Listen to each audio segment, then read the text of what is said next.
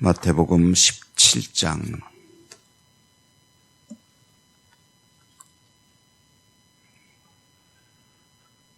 1절에서 8절까지 읽겠습니다. 1절부터 8절까지 교독합니다. 엿새 후에 예수께서 베드로와 야고보와 그 형제 요한을 데리시고 따로 높은 산에 올라가셨더니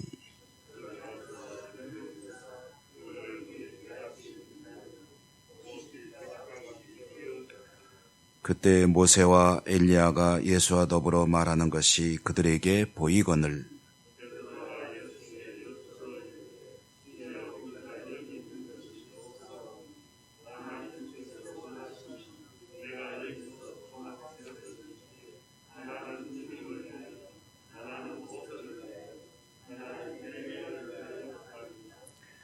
말할 때에 호련히 빛난 구름이 그들을 덮으며 구름 속에서 소리가 나서 이르시되 이는 내 사랑하는 아들이요 내 기뻐하는 자니 너희는 그의 말을 들으라 하시는지라. 예수께서 나와 그들에게 손을 대시며 이르시되 일어나라 두려워하지 말라 하시니 제자들이 눈을 들고 보매 오직 예수 외에는 아무도 보이지 아니하더라. 아멘. 주님 은혜 함께 하시기를 기원합니다. 오늘 이 마태복음의 말씀을 우리가 보통 변화산 사건이라고 부르죠. 주님께서 제자들 가운데 세 사람 베드로와 야고보와 요한을 데리고 한 산에 오르셨다. 그 산이 높은 산이었다는 거죠. 이 산에서 일어난 일인데 이 산이 어떤 산일까 궁금해하기도 합니다. 어떤 사람들은 활몬산이다, 어떤 사람들은 다볼산이다 이런 얘기들을 하는데 어떤 산이냐가 중요한 건 아니죠.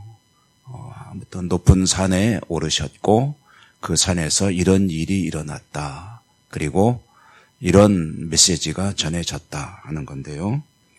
산에 올라서 일어난 일은 주님의 외모가 아주 세상에서 볼 수 없는 그런 모습으로 변하셨다. 얼굴은 해같이 빛났다고 하고요. 옷은 또 아주 희어졌는데 그 희어진 그 컬러가 세상에서 볼 수 없는 것이었다. 우리가 생각하는 흰색 하면은 떠오르는 그런 것이 아니고 세상에서 볼 수 없는데 가장 비슷한 색깔이 흰색이었다. 이렇게 이해를 하면 좋을 것 같습니다. 외모만 변한 것이 아니고 거기에 또 두 사람이 나타나서 주님과 대화하는 것이 제자들에 의해서 목도되었는데 그 두 사람이 누구냐? 그러니까 모세와 엘리야였다라는 거죠. 이것을 바라본 제자들 황홀경에 빠졌습니다. 특별히 베드로는 이 광경을 목격하고 하는 말이 여기에 주님께서 허락하시면 집을 세 채 짓겠다. 초막이라고 했는데 제대로 된 무슨 건축공사 가능하겠습니까? 거처할 수 있는 곳 세 개를 준비해서 주님과 모세와 엘리야가 거하시고 자신들도 이제 거기에 거하고 싶다 하는 그런 소망을 나타낸 거죠. 그리고 이 말이 들어있는 속뜻은 뭐냐면 이렇게 좋으니 이렇게 놀라우니 이렇게 황홀하니 우리들도 여기서 주님과 또 모세와 엘리야와 함께 계속 머물고 싶습니다 하는 그런 의지의 표현입니다. 그때 이제 구름이 덮이고 구름 속에서 들려오는 음성, 내 사랑하는 아들이다. 너희는 그의 말을 들으라. 라는 음성이 들려오게 되고 두려워서 이제 구름 속에서 음성이 들려온다는 것은 하나님께서 그곳에 오셨다는 뜻이거든요.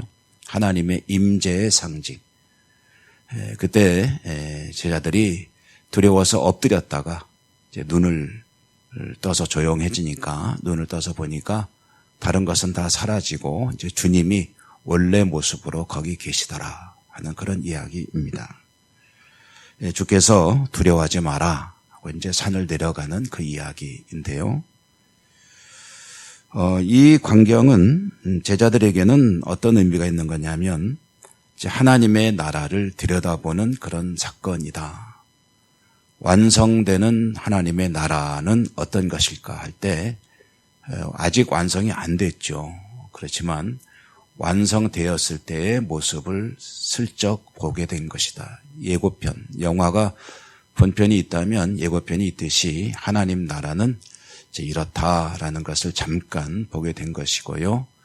하나님 나라를 보게 된 그대들은 이제 땅에서 이 하나님의 나라를 선포하는, 전하는 증인의 삶을 살아야 한다라는 메시지를 전해주는 그런 의미의 사건입니다. 아마 저도 그렇고 여러분도 그러실 것 같아요. 이런 황홀한 경험을 하게 된다면 어떨 것 같습니까?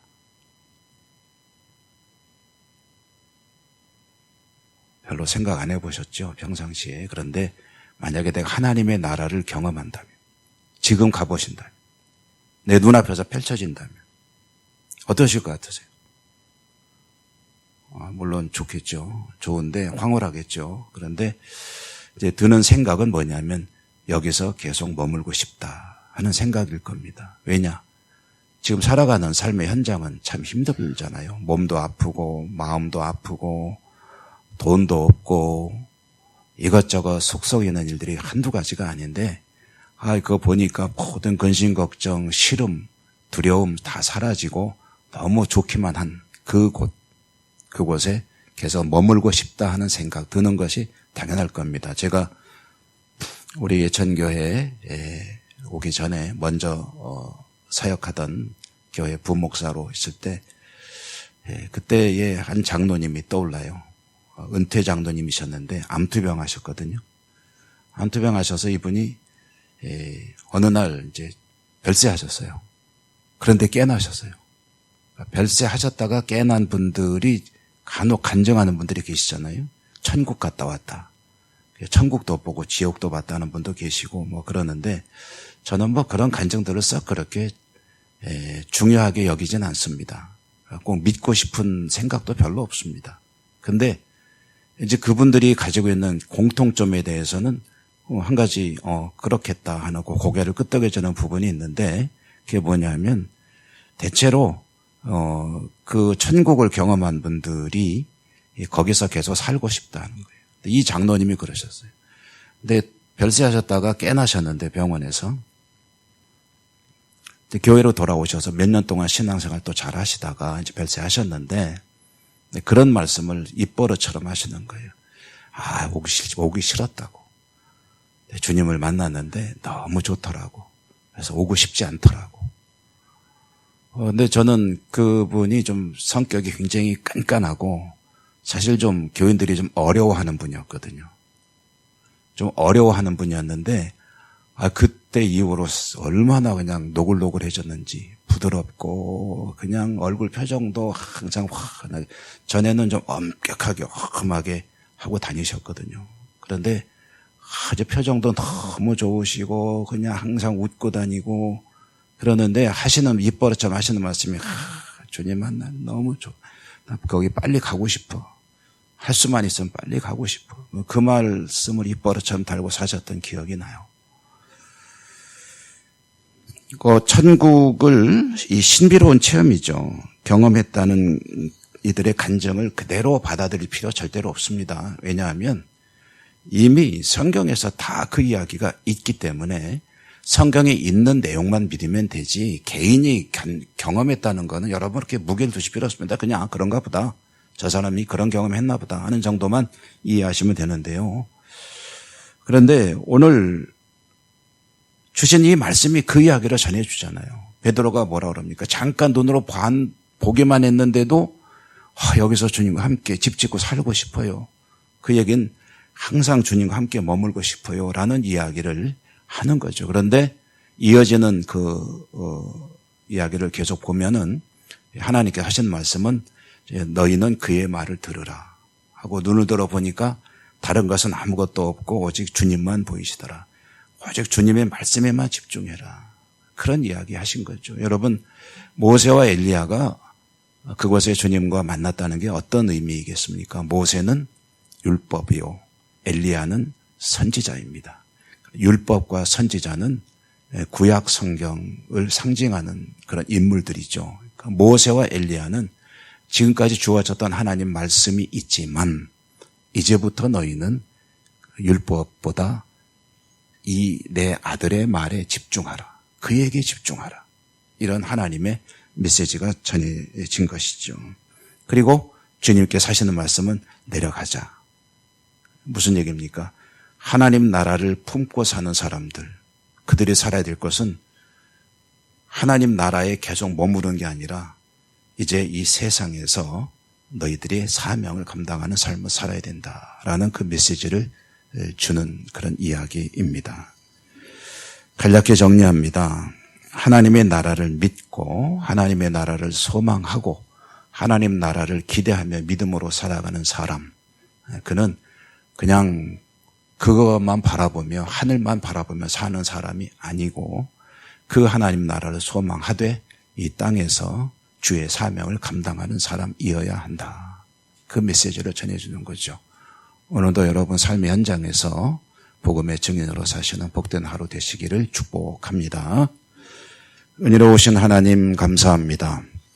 주시는 말씀 듣습니다. 주님 곁으로 그곳에 계속 머물며 주님과 함께 살고 싶습니다. 그러나 아직 생명을 이어주시기 때문에 살아가는 삶의 자리에서 복음의 증인으로 사는 일에 힘쓰라는 음성 듣습니다. 오늘도 힘쓰고 애쓰고 수고하고 주의 일을 위해서 헌신하는 복된 한날 살기를 원하오니 성령님 도우시고 인도해 주옵소서. 예수님 이름으로 감사하고 기도드립니다. 아멘. 하늘에 계신 우리 아버지 이름을 거룩하게 하시며 아버지의 나라가 오게 하시며 아버지의 뜻이 하늘에서와 같이 땅에서도 이루어지게 하소서. 오늘 우리에게 일용할 양식을 주시고 우리가 우리에게 잘못한 사람을 용서하여 준 것 같이 우리 죄를 용서하여 주시고 우리를 시험에 빠지지 않게 하시고 악에서 구하소서.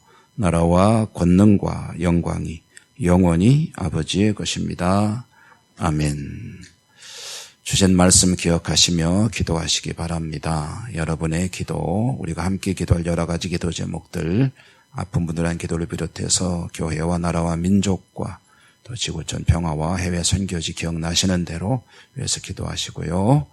다 같이 주여 한번 부르고 하나님께 기도하겠습니다. 주여